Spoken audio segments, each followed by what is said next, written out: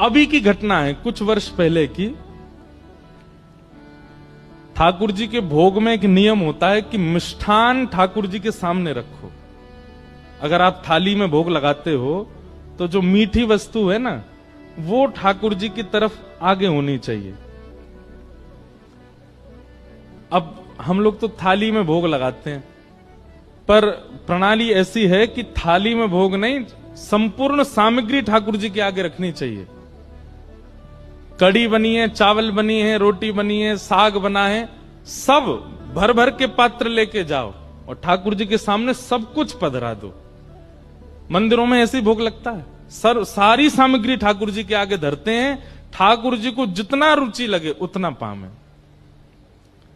आपने 2 ही रोटी धरी ठाकुर जी के आगे, ठाकुर जी मधुमंगल श्रीदामा सब आ गए होंगे, ठाकुर जी कह रहे होंगे भैया नेक नेकी पहियो 2 ही धर के गए हो है, भूख तो ज्यादा लग रही है पर नेकी धर के गए हो है। तब आप जब थाली में 2 ही रोटी धरते हैं तो फिर मधुमंगल श्रीदामा तनसुका मनसुका ये सबरे सखा आते हैं ठाकुर जी के संग पानी। अकेले ठाकुर जी पाते नहीं, कभी नहीं पाते। या तो किशोरी जी और अष्ट सखियां आएंगी या फिर ठाकुर जी अपने सखान को बुलाएंगे। ठाकुर जी अकेले प्रसाद नहीं पाते। और आप धर के क्या गए हो? 2 ही रोटी, नेक्स्ट सी सब्जी।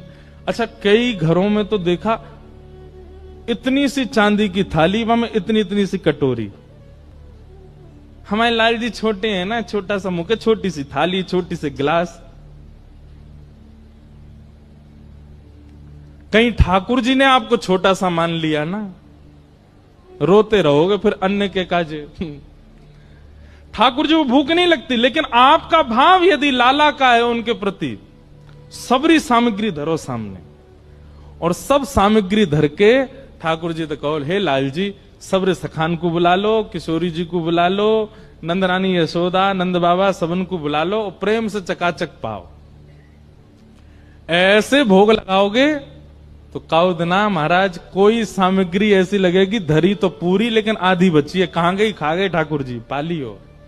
काउदना तो ऐसा अनुभव कराएंगे। तो ठाकुर जी के सन्मुख, जहां ठाकुर जी विराजने उनके सन्मुख मिष्ठान, मिष्ठान के बाद नमकीन, नमकीन के बाद साग, दाल, कढ़ी, चावल, रोटी, ऐसे भोग पधराना चाहिए ठाकुर जी के सन्मुख। तो